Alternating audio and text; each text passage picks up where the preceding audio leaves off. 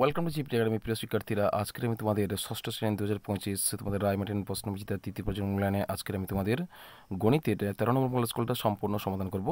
তো চলো আজকের আমরা 13 নম্বর মডেল স্কুলটা সম্পূর্ণ সমাধান করার চেষ্টা করি। চলো প্রথম প্রশ্ন কী বলা আছে দেখো, 3/5 ভগ্নাংশকে শতকরায় প্রকাশ করলে হবে। চলো 3/5কে কোনো সংখ্যাকে যদি ভগ্নাংশে প্রকাশ করা হয়, শতকরায় প্রকাশ করা হয়, কোনো সংখ্যাকে যদি শতকরায় প্রকাশ করে তাকে 100 দিয়ে গুণ করবে। কি বললাম? কোনো সংখ্যাকে যদি শতকরায় প্রকাশ করা হয় তাকে 100 দিয়ে গুণ করবে। তাহলে 3/5কে আমরা যদি 100 দিয়ে গুণ করি সেটা হবে শতকরায় প্রকাশ, অর্থাৎ পার্সেন্টেজে হবে। 5কে 100 দিয়ে কাটলে 20 হবে, 20 5 100, আর 3 গুণিত কত হচ্ছে 20, কত হবে 20 3 কত হবে 60। এই কী হবে পার্সেন্টেজ 60%। তাহলে কোনটা সঠিক উত্তর হবে? দেখতে পাচ্ছি আমরা 60%, অপশন নম্বর সিটা সঠিক উত্তর হবে 60%। চলো পরের প্রশ্ন দেখি, দ্বিতীয় প্রশ্ন, 1.50 টাকার ও 3.50 টাকার অনুপাত কত হবে? চলো আমরা এর অনুপাতটা প্রথমে বের করি। কোনো সংখ্যার অনুপাত দশমিক সংখ্যার অনুপাত যদি আমাদের বের করতে বলা হয় সেক্ষেত্রে আমরা কীভাবে করবো? তাহলে 1.50 আর ইস টু তাহলে 3.50, দুটোই টাকা আছে একক। সবসময় তোমরা লক্ষ্য রাখবে এককগুলো যেন একই হয়, বুঝে গেছে? সমান। এবার দশমিক তুলবো, তাহলে এর দুটো শূন্য, এর দুটো শূন্য তুলে দেবো। এর দুটো শূন্য, শেষ থেকে দুটো অঙ্কের আগে দশমিক আছে, এরও শেষ থেকে দুটো অঙ্কের আগে দশমিক আছে।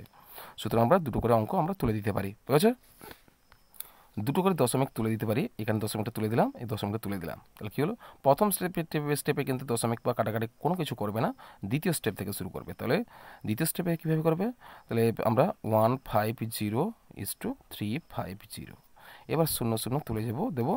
5 3 15, 5 7 35, কত হচ্ছে সমান 3:7। কত হবে? 3:7, বুঝেছে? চলো কোনটা সঠিক উত্তর হবে? দেখতে পাচ্ছি আমরা 3:7। কোনটা হবে? 3:7, অপশন নম্বর বিটা সঠিক উত্তর হবে 3:7। চলো পরের প্রশ্ন দেখি আমরা। পরের প্রশ্ন কি বলা আছে? 3 থেকে প্রশ্ন দেখো। 3 থেকে প্রশ্ন কি বলা আছে দেখো, 5×6/7 এর অনন্যকটি হলো। তাহলে চলো এর অনন্যকটা আমরা বের করার চেষ্টা করি। তাহলে তোমাদের প্রশ্নে রয়েছে প্রশ্নটা রয়েছে তোমাদের 5×6/7 এর অনন্যকটা আমরা বের করবো। তার অনন্যক বের করতে হলে একে আমরা মিশ্র ভগ্নাংশকে অপকৃত ভগ্নাংশ করবো। 7 5 35, আর 35 6 কত হচ্ছে? 35 6 41, কত হচ্ছে 41 কত হচ্ছে 41/7। এই 41/7 এর অনন্যক মানে কি? এর উল্টোটা, অর্থাৎ এর অনন্যক 41/7 এর অনন্যক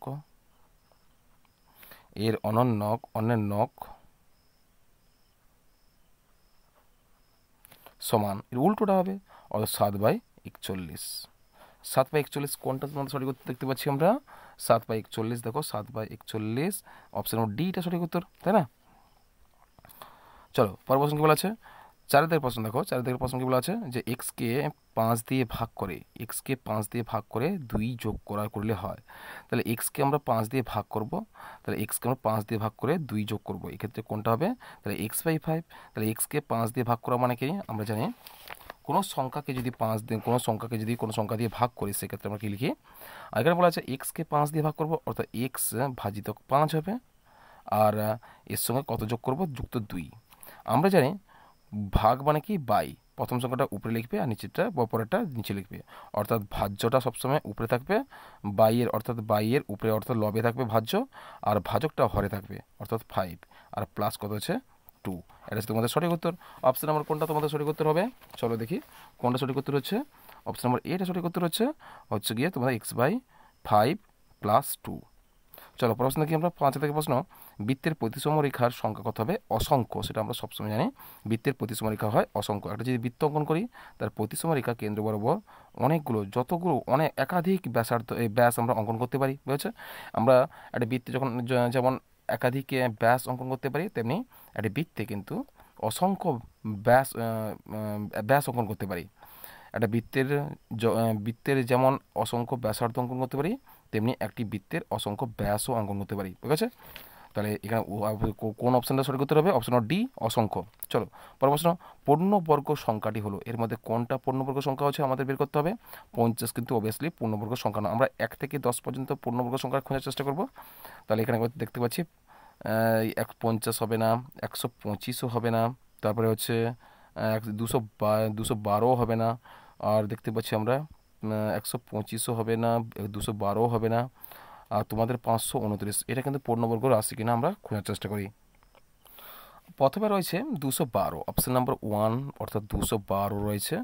212কে যদি আমরা পূর্ণবর্গ রাশি খোঁজার চেষ্টা করি, বর্গমূলে ভাগ করব, অর্থাৎ শেষ থেকে দুটো করে দিলে এক একে কত হচ্ছে 1, কত নামলো 1 1 2, কত হচ্ছে, এবার আমরা এই একটা ডবল করব 2, তাহলে 2 5 10, 5 দিলে 25 5 125, 4 দেবো, তাহলে 24 4 কত হবে, এটা ইংরেজি হয়ে যাচ্ছে, 24 4 করো, 24 4 কত হবে, 4 4 16 6 হাতে 1, আর 4 2 8, এখানে 9, ভাগশেষ থাকছে দেখো 12 থেকে 6 বদলে 6 হচ্ছে 0, 10 10 থেকে 9 বদলে কত হচ্ছে 1, ভাগশেষ থাকছে, সুতরাং এটা কিন্তু পূর্ণবর্গ রাশি নয়, এটা বাদ চলে যাবে। এরপর হচ্ছে 50, 50 তো অবভিয়াসলি কোনো পূর্ণবর্গ সংখ্যা নয়, 50 তো অবভিয়াসলি কোনো পূর্ণবর্গ সংখ্যা নয়, 7 7 49 পাচ্ছে, 49, কত নম্বর 1 নামলো, এটাও পূর্ণবর্গ রাশি নয়। এরপর রয়েছে 125, 125 দেখো 125 শেষ থেকে দুটো করে দিলে এক একে কত হচ্ছে 1, 2 আর 5 নামাও, কত হচ্ছে, এটা ডবল করো, এখানে যদি 5 দিই বা এখানে 1 দিলে কত হবে, এখানে 1 বসাবো, তাহলে তাহলে কত হচ্ছে 21 একে 21, কত হচ্ছে 4 নামলো, কিন্তু এটাকেও কিন্তু পূর্ণ ভাগশেষ থাকছে, এটাও কিন্তু পূর্ণবর্গ রাশি নয়। এরপরে শেষেরটা থাকছে আর একটা অপশান থাকছে, কত হবে 529, 529, 529, 529 পূর্ণবর্গ রাশি হয় কিনা দেখি আমরা, শেষ থেকে দুটো করে সংখ্যা নিয়ে দাগ দেবো আমরা, কত 2 দুগুণে কত হচ্ছে 2 দুগুণে 4, কত হচ্ছে 1 নামাও, 29, 2 আর 9, এখানে দুইটা ডবল করো 4, এখানে 3 দিলে হবে না, 3 হলে হবে না, এখানে কত হবে, না 3 দিলেই হবে, 3, এখানে 3 দিলে এখানে 3 দিয়ে দাও, 43 3 কত হবে 129, ঠিক আছে। তাহলে এটা হচ্ছে ভাগশেষ থাকছে না, 23 হচ্ছে তোমাদের 429-এর বর্গমূল, অর্থাৎ 529 একটি বর্গ সংখ্যা, অর্থাৎ পূর্ণবর্গ সংখ্যা, 529 একটি পূর্ণবর্গ সংখ্যা আমরা বের করতে সমর্থ হয়েছে। তাহলে 529 তোমাদের সঠিক উত্তর। কেমন, চলো পরের প্রশ্ন কি বলা আছে। পরের সংখ্যা 2 দিকে চলে এলাম আমরা, 2 একেটা দেখো, 48টি চকোলেট ও 64টি আইসক্রিম না ভেঙে সবচেয়ে বেশি কতজনকে সমান ভাগে ভাগ করে দিতে পারবে। তাহলে এখানে 48টি চকোলেট, 64টি আইসক্রিম না ভেঙে সবচেয়ে বেশি কতজনকে সমান ভাগে ভাগ করতে পারবে। এক্ষেত্রে তোমরা কি করবে, এক্ষেত্রে কিন্তু 48 আর 64কে তোমরা কি বর্গমূল গসাগু নির্ণয় করবে। 48 আর 64-র গসাগু নির্ণয় করবে। 48 64 যদি আমরা গসাগু নির্ণয় করি, 48 আর 64 2 দ্বারা বিভাজ্য, 2 দুগুণে 4, 2 4 8, আর 2 3 6, আর 2 দুগুণে 4, 2 1 1, তারপর 2, তারপরে 12 দুগুণে 24, আর 2 1 2, 12 2 6 12, আবার 2 2 4, আচ্ছা 2 6 12, আর 2 8 16, 2 3 6, 2 3 6, আর 2 4 8, কত হলো গসাগু, কত হলো, অতএব গসাগু কত পেলাম আমরা, গসাগু সমান এই পার্শ্ববর্তী রাশিগুলো হবে গুণফল, পার্শ্ববর্তী রাশিগুলোর গুণফল হবে তোমাদের গসাগু। তাহলে 2 × 2 × 2 × 2 কত হবে, 2 দুগুণে 4, 4 দুগুণে 8, 8 দুগুণে 16, কত হচ্ছে 16। তাহলে আমরা লিখতে পারি, তাহলে কতজনকে, যে 16 জনকে সমান ভাগে ভাগ করে দিতে পারবো আমরা। পরের প্রশ্ন কি বলা আছে, 2 থেকে প্রশ্ন দেখো, 5 ঘন্টা 30 মিনিট 8 সেকেন্ড ভাজিতক 4, আমরা 5 ঘন্টা 30 মিনিট 8 সেকেন্ডকে আমরা 4 দিয়ে ভাগ করব, 8 দিয়ে ভাগ করব। তাহলে এই ক্ষেত্রে হচ্ছে দেখো বলা আছে 5 ঘন্টা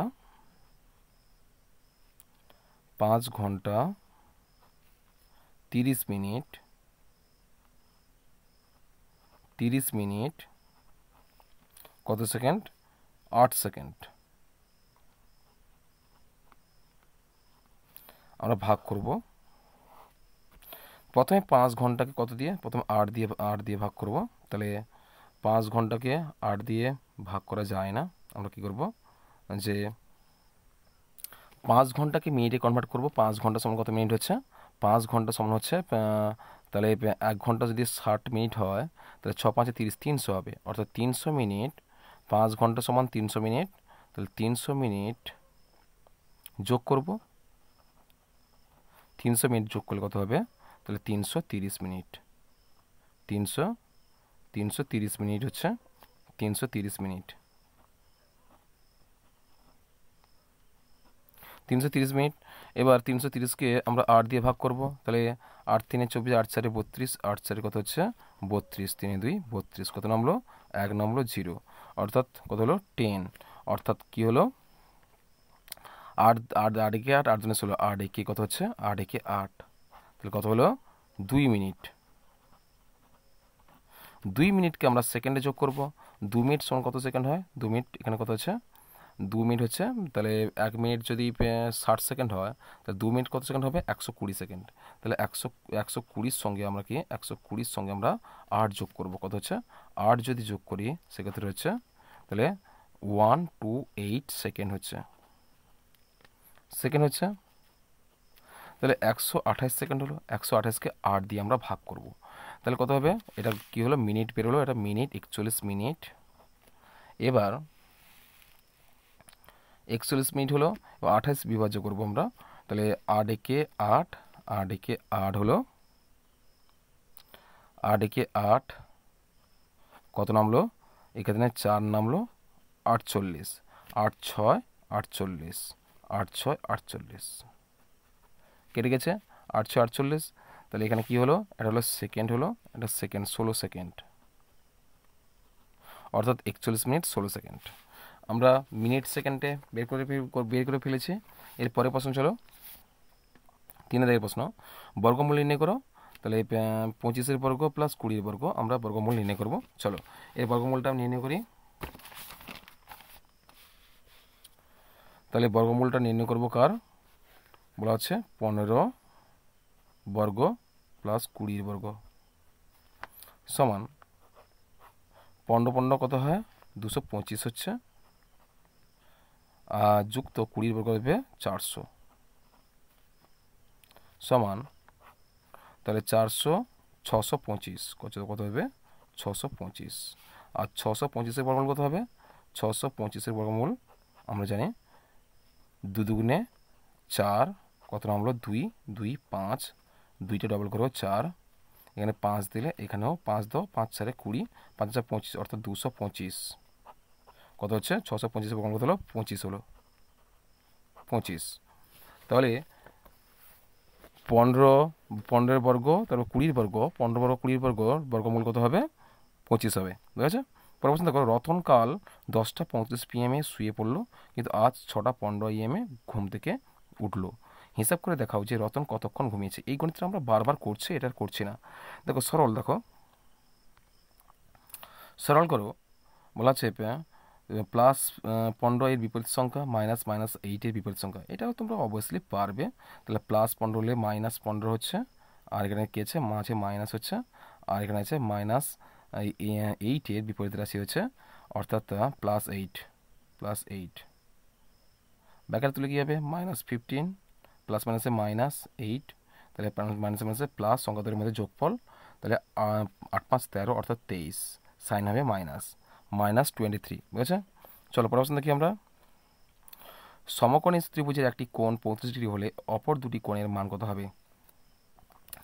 সমকোণী ত্রিভুজের একটি কোণ যদি 35 ডিগ্রি হয়, অপর দুটি কোণের মান কত হবে। আমরা এটাও বারবার করছি, তবু আমরা একবার বলে দিই যে সমকোণী ত্রিভুজের একটি কোণ সর্বদা 90 ডিগ্রি হবে, একটা সমকোণ হবে, তাই না। তাহলে সমকোণী ত্রিভুজ যদি আমরা অঙ্কন করি, তাহলে একটি কোণ কী হবে সমকোণ হবে। সমকোণ কোনটা বলো তো, এই কোণটা সমকোণ হলে এই সমকোণের মান কত হয় 90 ডিগ্রি হয়, 90 ডিগ্রি হয়। আর অপর কোণ একটা বলা হচ্ছে কত, অপর কোণ বলা আছে 35 ডিগ্রি বলা আছে, অপর কোণ একটা 35 ডিগ্রি বলা আছে, অপর কোণ সূক্ষ্মকোণ হচ্ছে 35 ডিগ্রি। তাহলে এই কোণটা, এই সূক্ষ্মকোণের মানটা কত হবে, এই কোণটা আমরা সর্বদা জানি 90 ডিগ্রি। তাহলে একটি কোণ 90 ডিগ্রি হলে অপর কোণ কোনটা হবে, তাহলে একটি কোণ সমকোণ সমান 90 ডিগ্রি, আর অপর কোণ কত হবে, অপর কোণ কত হবে, আমরা 90 ডিগ্রি থেকে আমরা কত 35 বাদ দেব, তাহলে 35 বাদ দিলে কত হবে, তাহলে এক্ষেত্রে হচ্ছে 40 5 4 9 5, আচ্ছা 55, 35 ডিগ্রি হবে। কত ডিগ্রি হবে? 35 নয়, 55 ডিগ্রি হবে। 90 থেকে 35 বাদ দিলে কত হবে? 55 হবে। 55 ডিগ্রি, ঠিক আছে? তাহলে দুটি কোণকে কী পেলাম? একটা 90 ডিগ্রি পেলাম, একটা হচ্ছে 55 ডিগ্রি পেলাম, ঠিক আছে? তাহলে এই কোণটা 90 ডিগ্রি হলে সর্বদা আমরা জানি এই সমকোণ 90 ডিগ্রি হচ্ছে, আর অপর একটা সূক্ষ্মকোণের নাম দেওয়া আছে, 35 ডিগ্রি। আর অপর কোণটা কত হবে না, এই দুটি কোণের যোগফল যদি 90 ডিগ্রি হয়, এই কোণটা 90, 90 90 180, ত্রিভুজের তিনটি কোণের সমষ্টি 180 ডিগ্রি। সুতরাং এই কোণ 90 ডিগ্রি হলে এই দুটি কোণের সমষ্টি কিন্তু 90 ডিগ্রি হবে। এই দুটি কোণের মধ্যে একটি কোণ বলা আছে 35 ডিগ্রি হলে এই কোণ মান কত হবে? আমরা 90 ডিগ্রি থেকে 35 ডিগ্রি বাদ দিলে কিন্তু আমরা অপর কোণের মানটা আমরা বের করতে পারবো। কত হলো? 55 ডিগ্রি, ঠিক আছে? চলো পরের প্রশ্ন কী বলা আছে? পরের প্রশ্ন দেখো, 7 থেকে প্রশ্ন। এ বি বলা আছে, A B O C D দুটি সরলরেখা পরস্পরকে ও বিন্দুতে ছেদ করলে এ ও সি, বি ও ডি এর মধ্যে সম্পর্ক কী হবে? তাহলে বি ও ডি এর সম্পর্ক আমরা যদি বের করি তাহলে সেক্ষেত্রে কী হবে? যে A B O C D দুটি সরলরেখা পরস্পরকে ও বিন্দুতে ছেদ করলে করেছে। চলো দেখি দুটি সরলরেখা আমরা অঙ্কন করি। এইভাবে একে অপরের সঙ্গে ছেদ করেছে, নামকরণ করা হয়েছে কীভাবে? এ বি, ধরো এ বি আর সিডি।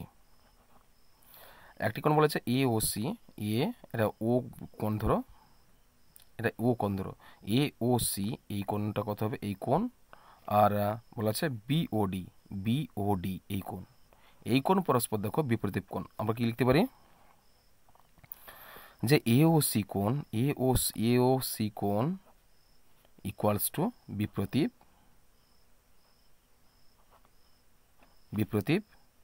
তারপরে এই কোণ বিওডি কোণ, বিওডি কোণ, ঠিক আছে? চলো পরের প্রশ্ন কী বলা আছে? পরের প্রশ্ন বলা আছে দেখো, আমরা চলে এলাম 3 থেকে প্রশ্ন। 3-এর একেরটা কি বলেছে? বাড়ি থেকে বাসে চেপে বাবার অফিসে পৌঁছতে 2 ঘন্টা 27 মিনিট সময় লেগেছে, কিন্তু সেখান থেকে বাড়ি ফিরতে 2 ঘন্টা 15 মিনিট সময় লেগেছে।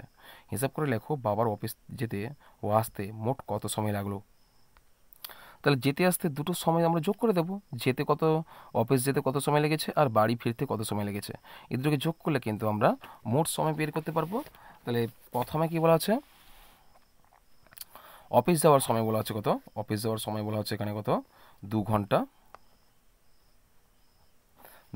27 মিনিট। আর বাড়ি ফেরার সময় হচ্ছে 2 ঘন্টা কত মিনিট? 15 মিনিট। এই দুটোকে তো যোগ করলে সহজে আমরা বের করতে পারবো। আর 7 5 12 2 হাতে 1, 2 আর 1 3 1 4 42, আর ঘন্টার সোজা ঘন্টা লিখে দাও, আর 2 2 4, 4 ঘন্টা 42 মিনিট, 4 ঘন্টা 42 মিনিট, বুঝা গেছে? 4 ঘন্টা 42 মিনিট। পরের প্রশ্ন দেখো, 2 থেকে প্রশ্ন। 3টি ধনাত্মক সংখ্যার প্রথম ও দ্বিতীয়টির গুণফল বলছে 24, দ্বিতীয়টির গুণফল বলছে 48, আর প্রথম ও তৃতীয়টির গুণফল হচ্ছে 32। সংখ্যা 3টি কী কী হবে? এই গণিত আমি বারবার তোমাদের করিয়ে দিয়েছি, এটা করছি না। 3 থেকে প্রশ্ন দেখো, সকাল থেকে বৃষ্টি হয়, স্কুলে মোট ছাত্রছাত্রীর 80% অনুপস্থিত হয়েছে। স্কুলে মোট 144 জন ছাত্রছাত্রী উপস্থিত থাকলে মোট ছাত্রদের সংখ্যা কত, আর কতজন ছাত্রছাত্রী অনুপস্থিত ছিল? তাহলে সকাল থেকে বৃষ্টি হয়, স্কুলে মোট ছাত্রছাত্রী 80% অনুপস্থিত আছে। কত পার্সেন্ট? 80% অনুপস্থিত আছে। তাহলে স্কুলে মোট 144 জন ছাত্রছাত্রী উপস্থিত আছে। তাহলে 144 জন, স্কুলে মোট 144 জন ছাত্রছাত্রী উপস্থিত থাকলে তাহলে মোট ছাত্রছাত্রীর সংখ্যা কত হবে? তাহলে কতজন ছাত্রছাত্রী অনুপস্থিত আছে? প্রথমে আমাদের দেখো অনুপস্থিত ছাত্র সংখ্যা কত হচ্ছে, কত পার্সেন্ট? যে অনুপস্থিত ছাত্র সংখ্যা, অনুপস্থিত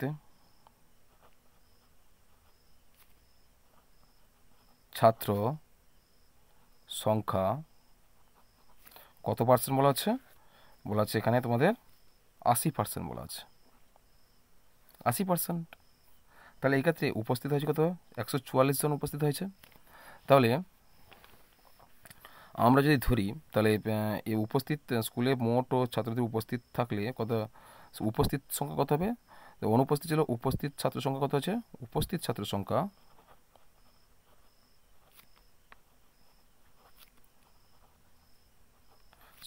সমান কত হচ্ছে?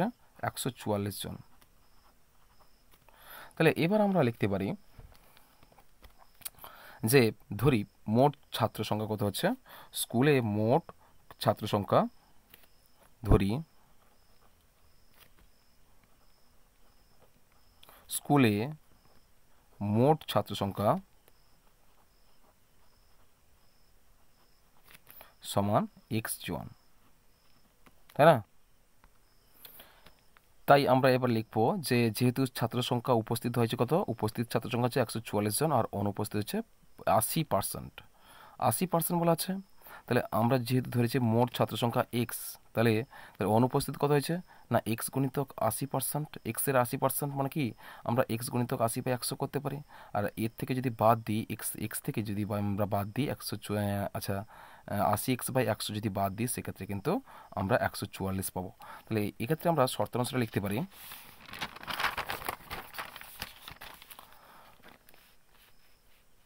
দেখো শর্তানুসারে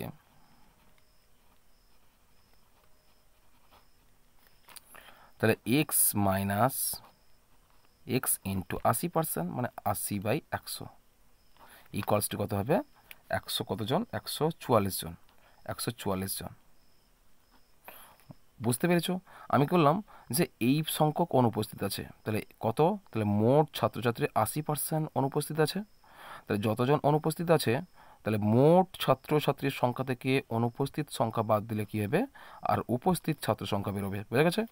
তাহলে বা আমরা এটা ভগ্নাংশে আমরা কাটাকাটি করে নিই, তাহলে 0 0 কেটে দেবো আর 4 দুগুণে আচ্ছা কত হচ্ছে 8 কেটে কত 4 করো, এটা কত হচ্ছে এখানে আছে কতজন, আচ্ছা 80% বলেছে, এখানে কত হবে 5 করো, কত হচ্ছে তাহলে 4/5 হচ্ছে।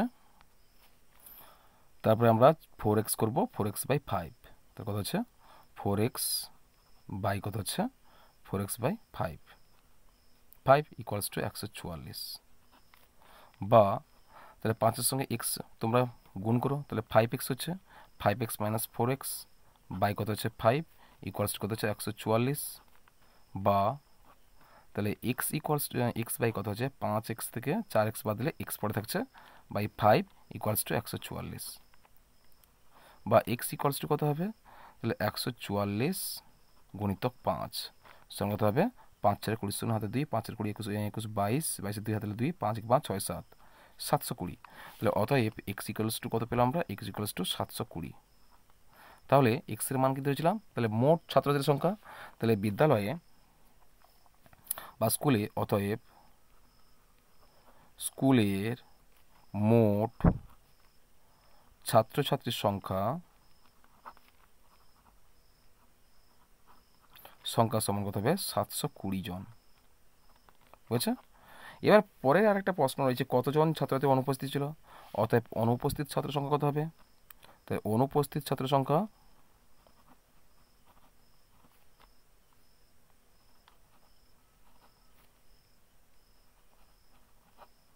ছাত্রছাত্রীর সংখ্যা কত হবে, আমরা 720-র কত পার্সেন্ট 80% ছিল, তাহলে 80 বাই কত হচ্ছে 100, 0 0 কেটে দিই, তাহলে কত হচ্ছে তাহলে এক্ষেত্রে একটা 0 একটা 0 কেটে দিই, কত হচ্ছে তাহলে 8 দুগুণে 16 6 হাতলা 1 8 7 56 একে 57, কত হচ্ছে 57 5 7 57, তাহলে জন, তাহলে অনুপস্থিত কতজন হচ্ছে 576 জন, কত হচ্ছে 576 জন। চলো পরের প্রশ্ন কি বলা আছে দেখো, পরের প্রশ্ন বলা আছে দেখো এখানে বলা আছে 4 দিকের প্রশ্ন, একটি আয়তাকার জমির ক্ষেত্রফল বলা আছে এত বর্গ মিটার, আয়তাকার জমির প্রস্থ বলা আছে 40 মিটার, পরিসীমা কত নির্ণয় করতে হবে। চলো তাহলে আয়তাকার জমির ক্ষেত্রফল বলা আছে কত 2000 বর্গ মিটার বলা আছে, আর আয়তাকার জমির প্রস্থ বলা আছে 40 মিটার। তাহলে এই প্রদত্ত কী কী আছে 40 মিটার প্রস্থ পাচ্ছে আর বলছে ক্ষেত্রফল পাচ্ছে 2000 বর্গ মিটার। তাহলে তাহলে আয়তাকার জমির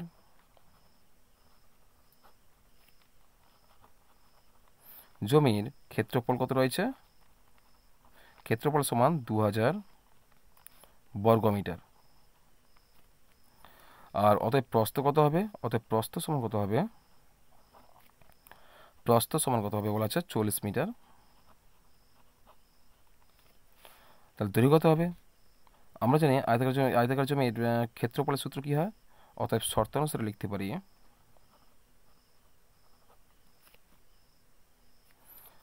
দৈর্ঘ্য গুণিতক প্রস্থ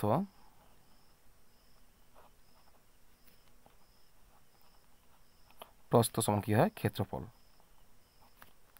বা তাহলে প্রস্থের মানটা দেওয়া রয়েছে, অর্থাৎ দৈর্ঘ্যের মানটা দেওয়া নেই।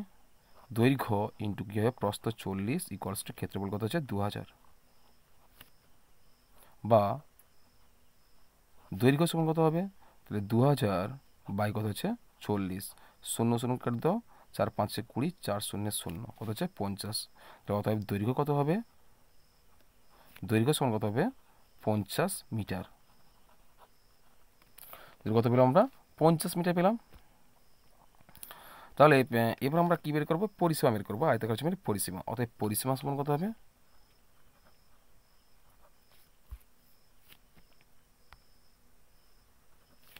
পরিসীমা সমান কত হচ্ছে 2 ইন্টু দৈর্ঘ্য কত হচ্ছে 50 যুক্ত কত হচ্ছে প্রস্থ কত হচ্ছে 40 মিটার, সমান 2 ইন্টু কত হবে 5 4 9 90, 9 2 18, 180, 180 মিটার, কত হচ্ছে 180 মিটার। বুঝেছে? তাহলে আয়তাকার জমির পরিসীমা কত হচ্ছে 180 মিটার। চলো পরের প্রশ্ন কি বলা আছে, পরের প্রশ্ন দেখো, বলা আছে যে 5 প্রশ্ন, একটি লাইব্রেরিতে পড়ার বই ও গল্পের বইয়ের অনুপাত বলেছে এত এত, যদি পড়ার বই আর 84টি হয় তো গল্পের বইয়ের সংখ্যা কত হবে। তাহলে এর সঙ্গে আরও রয়েছে, দেখো যদি আরও 16টি গল্পের বই ক্রয় করা হয় তাহলে পড়ার বই ও গল্পের বইয়ের অনুপাত সংখ্যার অনুপাত কত হবে। এইরকম গণিত আমরা করেছি পূর্বে, এগুলো তোমরা পারবে। কেমন, অতিরিক্ত সময় নষ্ট করে কোনো লাভ নেই, পরীক্ষা চলে এসছে। আমি খুব দ্রুত তোমাদের এই ক্লাসগুলো শেষ করার চেষ্টা করছি। কেমন, তাহলে বলা আছে পড়ার বই গল্পের বইয়ের অনুপাত কত আছে, পড়ার বই ও গল্পের বইয়ের অনুপাত কত আছে,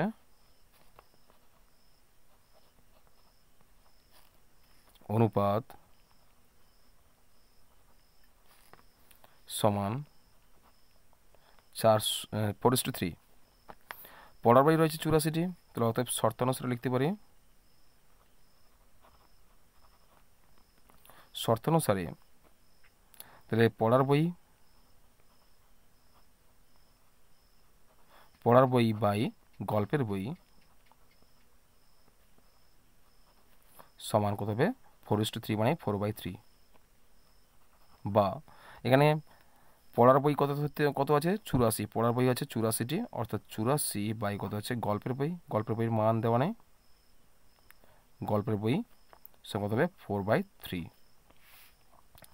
বা গল্পের বইয়ের সঙ্গে 4 গুণ করবো আর 84 সঙ্গে 3 গুণ করবো, অর্থাৎ গল্পের বই, তাহলে গল্পের বই কত হবে, তাহলে গল্পের বই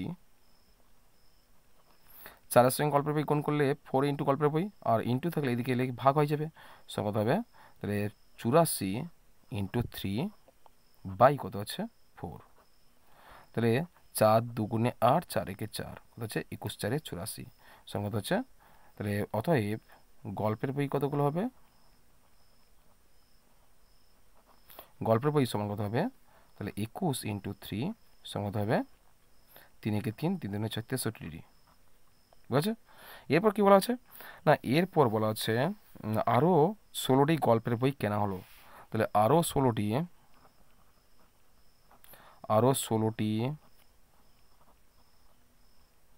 গল্পের বই কেনা হলে মোট গল্পের বইয়ের সংখ্যা কত হবে,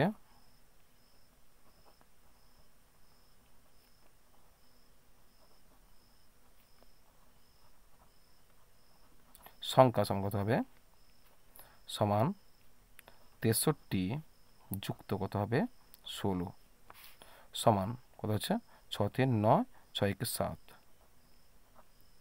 এতটি। তাহলে গল্পের বই কত হবে এতটি। তাহলে নতুন গল্পের বই,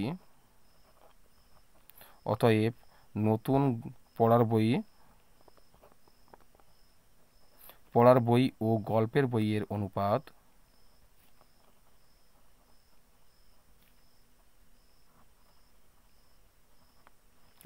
সমান কত হচ্ছে, তাহলে পড়ার বই কতগুলো ছিল, পড়ার বই ছিল 84টি, পড়ার বই ছিল 84টি, আর গল্পের বই হলো 79। তাহলে তোমাদের অ্যান্সারটা হয়ে গেছে। তাহলে গল্পের বই কতগুলো পেলাম আমরা, গল্পের বই হলো 63টি, আর নতুন পড়ার বই ও গল্পের বই অনুপাত কত পেলাম 84:79। 79, ঠিক আছে। চলো পরের প্রশ্ন কি বলা আছে, চলো পরের প্রশ্ন বলা হচ্ছে 4 অঙ্কের বৃহত্তম পূর্ণবর্গ সংখ্যা নির্ণয় করো যা 12, 18, 30 দ্বারা বিভাজ্য।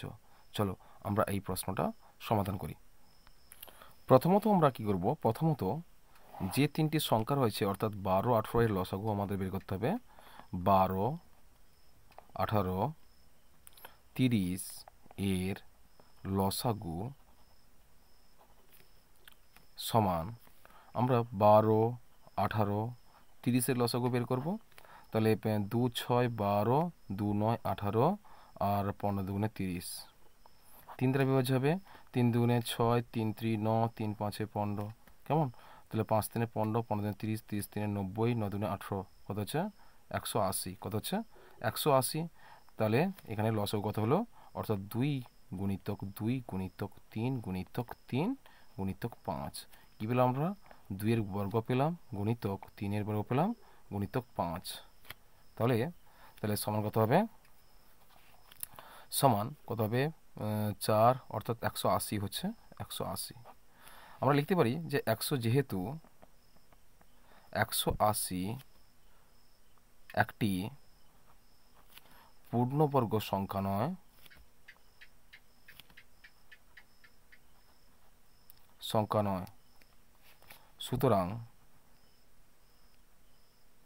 সুতরাং 2 এর বর্গ গুণিতক 3 এর বর্গ গুণিতক 5 এর সঙ্গে 5 গুণ করলে গুণফল একটি পূর্ণবর্গ সংখ্যা হবে, পূর্ণবর্গ সংখ্যা হবে, পূর্ণবর্গ সংখ্যা হবে, পূর্ণবর্গ সংখ্যা হবে। কীভাবে, চলো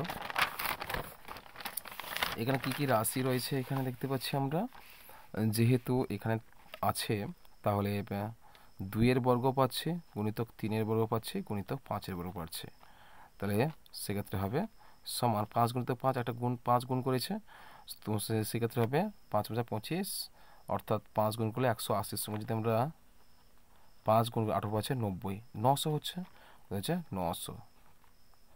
তাহলে অতএব 900 একটি পূর্ণবর্গ সংখ্যা, বুঝেছে? তাহলে এই 900কে যদি আমরা এর গুণিতক দিয়ে আমরা বর্গের গুণ করি, তাহলে অতএব এই 900কে আমি যদি বর্গের সংখ্যা দিয়ে গুণ করি, সেক্ষেত্রে গুণফল বৃহত্তম সংখ্যা হয় কিনা আমরা বের করব। তাহলে প্রথমে কি বলা আছে, প্রথমে করব আমরা, তাহলে প্রথমে আমরা 900 এর গুণিতক এর বর্গের গুণিতক কি করব, আমরা প্রথম 900 সঙ্গে আমরা 1 বর্গ দিয়ে গুণ করব, অর্থাৎ 900 হবে। তারপর এটা 3 অঙ্কের সংখ্যা আমাদের কি বলা হয়েছে, আমাদের বলা হয়েছে 4 অঙ্কের সংখ্যা বলা হচ্ছে। আবার 900 সঙ্গে যদি 2 এর বর্গ গুণ করি, 2 2 4, 4 3 9 4 36, 3600 হচ্ছে। এটা 4 অঙ্কের সংখ্যা কিন্তু হচ্ছে, এটা বৃহত্তম হয় কিনা এই পরবর্তী বর্গের সংখ্যা দিয়ে গুণ করি। তাহলে 900 সঙ্গে যদি আমরা 3 এর বর্গ গুণ করি, কত হচ্ছে 3 3 9 9 81, 81 হচ্ছে।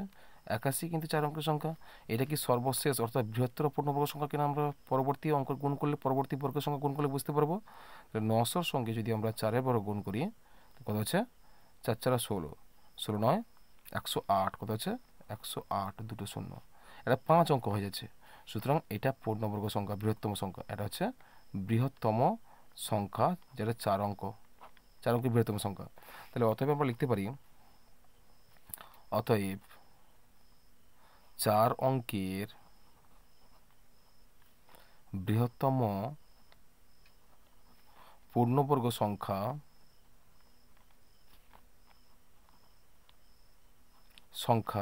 81, 8100, যা কত দ্বারা বিভাজ্য হবে, যা এখানে বলা আছে 12, 18, 30 দ্বারা বিভাজ্য হবে, যা 12, 18 30 দ্বারা বিভাজ্য হবে। বুঝে গেছে? চলো পরের প্রশ্ন কি বলা আছে দেখে নিই। পরের প্রশ্ন বলা আছে, দেখো 7 দিকের প্রশ্ন, সরল করো 3/1/2, 2/4/7 ভাজিত 1/11/16, 4/2/3। এই সরলটা আমরা করব। তাহলে প্রথমে রয়েছে সঠিকভাবে তোলা হচ্ছে কিনা একটু কেয়ারফুলি লক্ষ্য রাখবে। প্রায়শই সংখ্যাগুলো তুলতে গিয়ে অনেক সময় মিস্টেক হয়ে যেতে পারে, তাই একটা সংখ্যা ভুল হলে কিন্তু পুরো গণিতটা ভুল হয়ে যাবে। তাই 3/2/1/2, 2/4/7 ভাজিতক 1/11/16, দ্বিতীয় বন্ধনী দাও। তার বলা আছে 4 বলা আছে 4/2/3 ভাজিতক প্রথম বন্ধনী বলা আছে 2 যুক্ত 3/1/4। প্রথম বন্ধনী ক্লোজ, দ্বিতীয় বন্ধনী ক্লোজ, তৃতীয় বন্ধনী ক্লোজ। প্রথমে আমরা কি করব, পূর্ণগুলো ভেঙে নেব। 3 দুগুণে 6, একে 7, 7/2।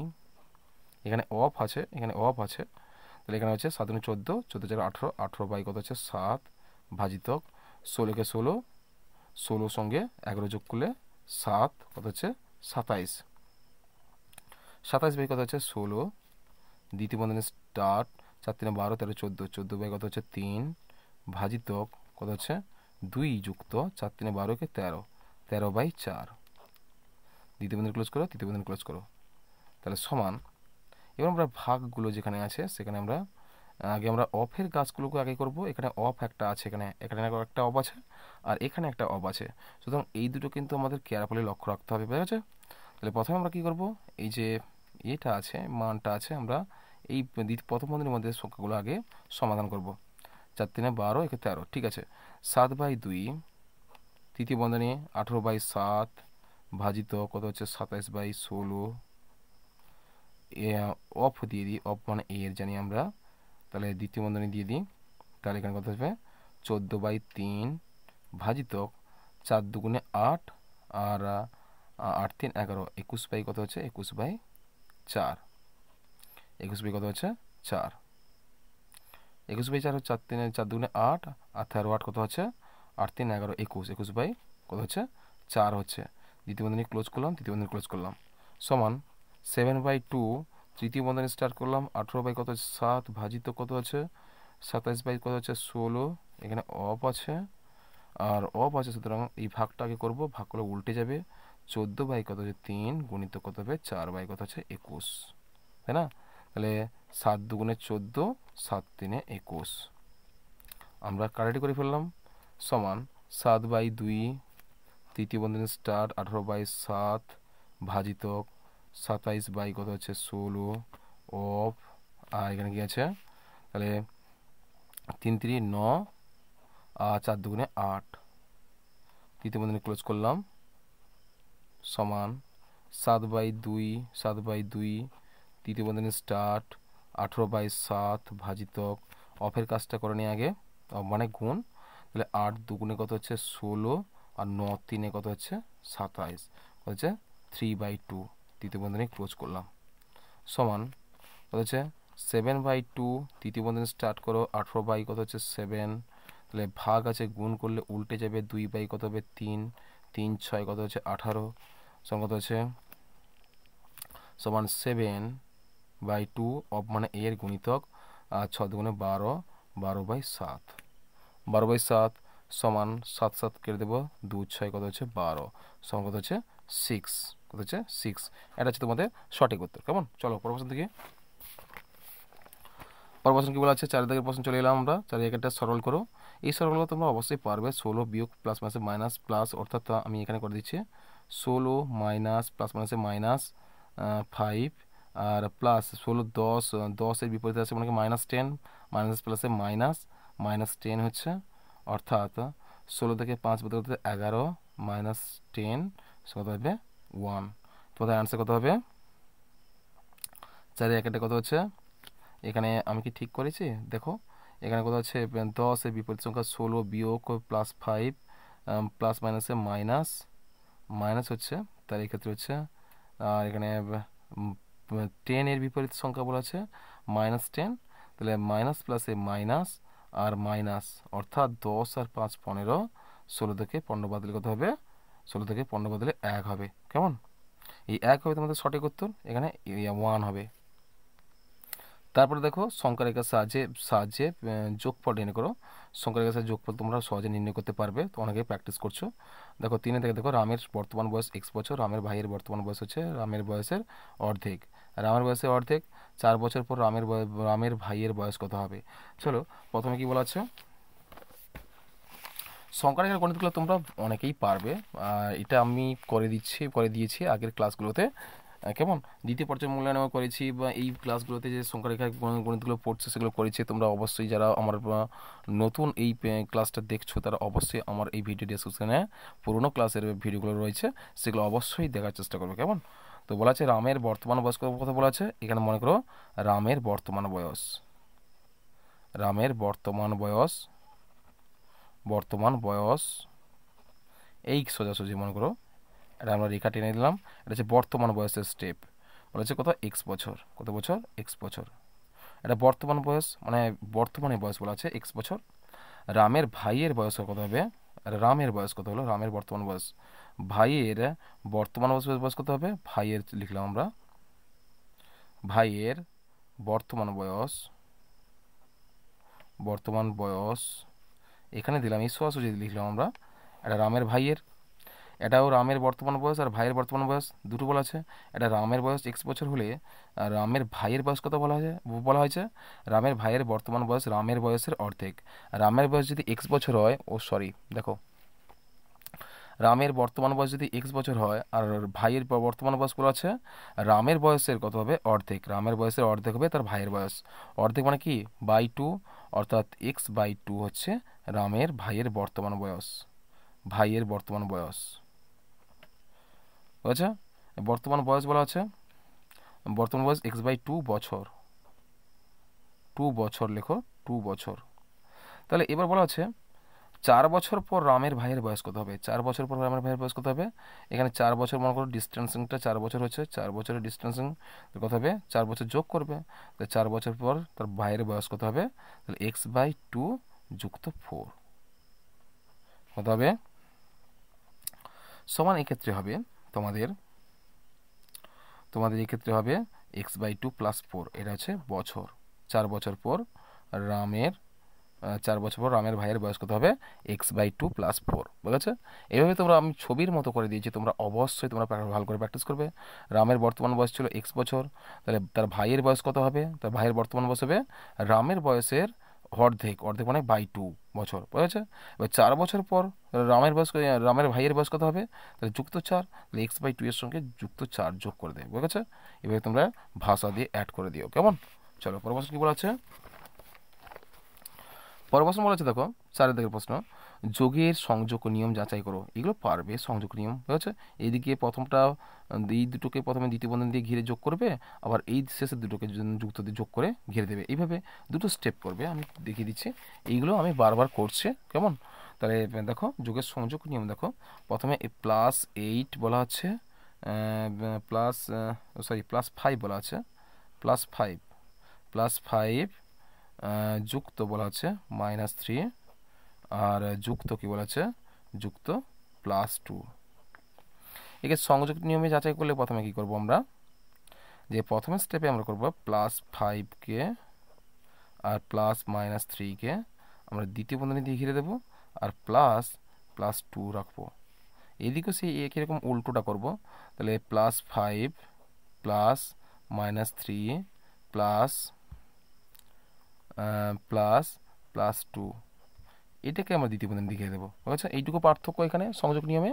তাহলে সমান দেবো, এর সমান হচ্ছে, তাহলে +5 আর প্লাস দ্বিতীয় বন্ধনীর মধ্যে সংখ্যাগুলো যোগ করবো, +5 আর +-3 ক্লোজ করলাম, আর প্লাসে +2 সমান কত হচ্ছে? তাহলে 5 থেকে 3 বাদে কত হবে? 2 হবে। +2 আর +2 সমান কত হচ্ছে? +4। এক্ষেত্রে দেখো যে +5 প্লাস আছে, দ্বিতীয় বন্ধনীর মধ্যে সংখ্যাগুলো আগে আমরা ++, +-3 +2 ক্লোজ সমান কত হচ্ছে? তাহলে +5, তাহলে তাহলে কত হচ্ছে?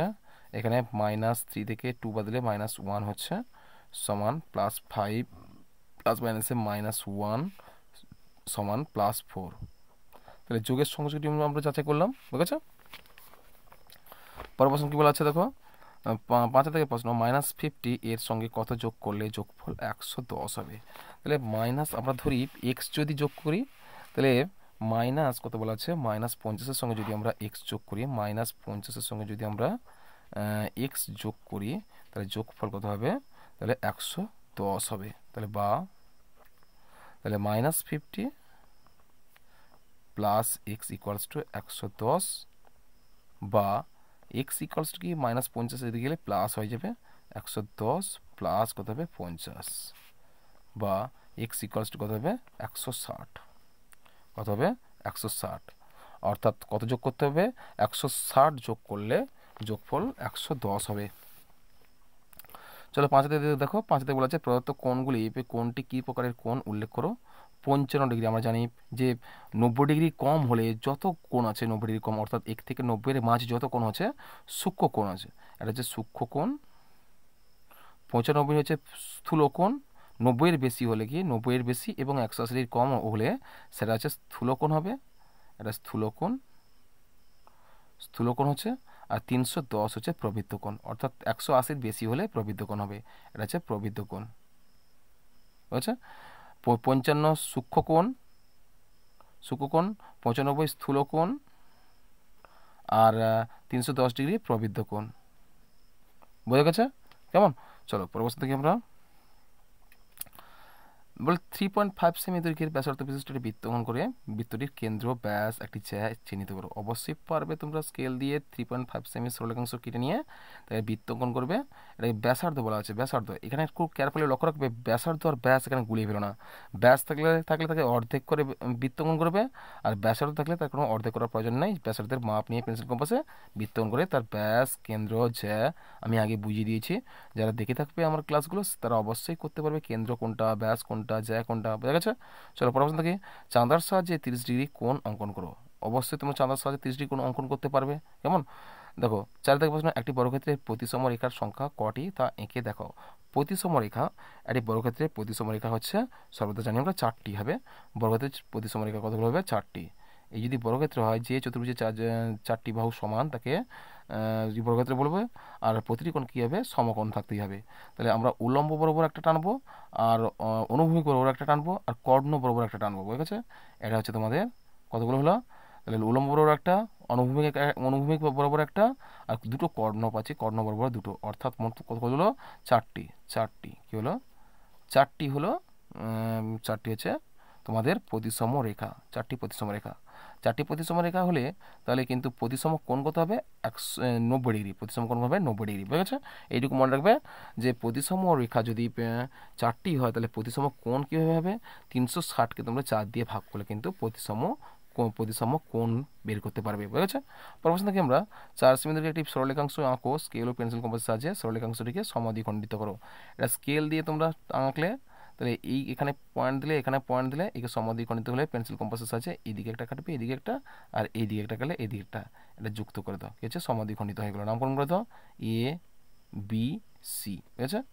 চলো চাঁদার সাহায্যে বলা হচ্ছে কি, চাঁদার সাহায্যে 110 ডিগ্রি 120 ডিগ্রি কোণ আঁকো। কোণটিকে স্কেল ও পেন্সিল কম্পাসের সাহায্যে সমান 2 ভাগে বিভক্ত করো এবং প্রতিটি কোণের নাম লেখো। তোমরা অবশ্যই পারবে, আমি বারবার বুঝিয়ে দিচ্ছি যে 120 ডিগ্রি যদি কোণ অঙ্কন করো, একটা 120 ডিগ্রি কত বলা আছে, কার সাহায্যে বলা আছে, চাঁদার সাহায্যে বলা আছে। চাঁদার সাহায্যে 120 ডিগ্রি চাঁদার সাহায্যে ছাড়াও তোমরা পেন্সিল কম্পাসের সাহায্যেও সহজভাবে তোমরা 120 ডিগ্রি কোণ অঙ্কন করতে পারবে। এটা হচ্ছে 120 ডিগ্রি চাঁদার সাহায্যে হয়তো নিলে তোমরা একটা 120 ডিগ্রি কোণ, ঠিক আছে। নামকরণ করলে এ বি সি। তোমরা পেন্সিল কম্পাসের কাঁটা এই শীর্ষ মধ্যে, বি শীর্ষ মধ্যে বসিয়ে তোমরা একটা ব্যাস কাটো। ব্যাস কাটা হলো, তাহলে এখানে কাঁটা বসিয়ে এদিকে কাটো একবার, এদিকে একবার কাটো, আর এখানে কাঁটা বসিয়ে এদিকে একবার কাটো, এবার যুক্ত করে দাও, সমদ্বিখণ্ডিত করলাম, একটা নামকরণ করে দিলাম ডি। এখানে কি বলা আছে যে তাহলে সমান 2 ভাগে বিভক্ত করো এবং প্রতি কোণের মান কত হবে। তাহলে আমরা 120 ডিগ্রি সমান দুটি কোণে ভাগ হচ্ছে, অর্থাৎ 60 ডিগ্রি করে হবে, 60 ডিগ্রি করে হবে, অর্থাৎ এ বি ডি কোণ 60 ডিগ্রি, আবার সি বি ডি কোণ কত হবে, 60 ডিগ্রি। তাহলে 120 ডিগ্রিকে যদি আমি দুটো ভাগে ভাগ করি কত হবে, 60 ডিগ্রি করে হবে, বুঝেছো? এর পরের প্রশ্ন দেখো যে এম এন একটি সরলরেখাংশকে আঁকো, আর এম এন সরলরেখাংশের বহিস্থ একটি বিন্দু ও থেকে ওই সরলরেখাংশের উপর ও পি একটি লম্ব অঙ্কন করো। অবশ্যই তোমরা একটা পারবে। যদি এম এন একটি সরলরেখাংশ নাও, আমি এখানে দেখিয়ে দিচ্ছি, দেখো যদি এম এন একটা সরলরেখাংশ নাও, সেক্ষেত্রে একটা এম দিলাম, একটা এন দিলাম, তাহলে এর উপরে একটা বিন্দু নাও যেটার নামকরণ করলাম ও, তাহলে এর উপর লম্ব অঙ্কন করবো। তোমরা কাঁটা কম্পাসের পেন্সিল কম্পাসে তোমরা এখানে কাঁটা বসিয়ে পেন্সিল দিয়ে এইটুকু অংশ কেটে নাও। কেটে নিয়ে এবার তোমরা কী করবে, এখানে পেন্সিল কম্পাসের কী বসবে, পেন্সিল কম্পাসের কাঁটা বসো, দিয়ে এইদিকে একবার কাটো, আর এখানে কাঁটা বসিয়ে এইদিকে একবার কাটো। কাটলে এই বিন্দুটা তোমরা যুক্ত করে দাও, তাহলে লম্ব অঙ্কন আমাদের হয়ে গেছে। এর নামকরণ করলাম, একটা ডি দিলাম, ও ডি। কি এখানে কি বলা আছে, ও থেকে ওই রেখাংশের উপর ও পি, এটা হচ্ছে পি বলা হচ্ছে, এ ও পি, ও পি হচ্ছে লম্ব, অর্থাৎ আমরা লিখতে পারি ওপি, ওপি লম্ব, ওপি লম্ব এম এন, বুঝেছে? এইটুকু হবে।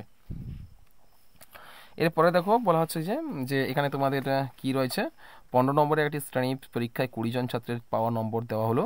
এই তথ্যগুলি ট্যালি মার্কের সাহায্যে সাজিয়ে পরিসংখ্যান বিভাজন তালিকা তৈরি করো। 9, 8, 6 এই টোটালটা তোমরা অবশ্যই এগুলো পারবে, প্র্যাকটিস করেছো তোমরা, এগুলো কিন্তু অবশ্যই প্র্যাকটিস করবে, এগুলো পড়বে, তোমাদের অবশ্যই পরীক্ষায় পড়বে, কেমন?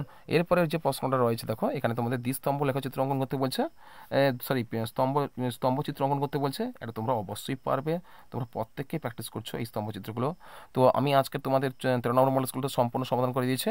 এরপরে ক্লাসে আমি তোমাদের জন্য 14 নম্বর মডেল স্কুলটা সম্পূর্ণ সমাধান করে দেবো, বুঝে গেছে? আর এই ক্লাসের মধ্যে যে একটা দুটো প্রশ্ন ছেড়ে দিয়েছে, সেটা আমি আগের মডেল স্কুলে আমি করে দিয়েছি। তোমরা অবশ্যই যারা দেখছো বা যারা নতুন, তারা অবশ্যই প্রশ্ন বিচিত্রা কোন কোন মডেল স্কুলে সেই প্রশ্নগুলো রয়েছে সেগুলো বের করে তোমরা এই মডেল স্কুলের ডেসক্রিপশন থেকে সেই সেই তত নম্বর মডেল স্কুলটা বের করে তোমরা দেখবে সেইগুলো করা হয়েছে আগে পূর্বে, ঠিক আছে? তো আমি আজকে এটা তোমাদের 13 নম্বর মডেল স্কুলটা সম্পূর্ণ সমাধান করে দিয়েছি। আমি পরের ভিডিওতে তোমাদের জন্য 14 নম্বর মডেল স্কুলটা সম্পূর্ণ করার চেষ্টা করবো। যেহেতু পরীক্ষা তোমাদের কাছাকাছি চলে আসছে, আমি তাড়াতাড়ি করার চেষ্টা করবো, কেমন? তো আজকের এই পর্যন্ত, তোমাদের সঙ্গে দেখা হবে আমার পরের ভিডিওতে।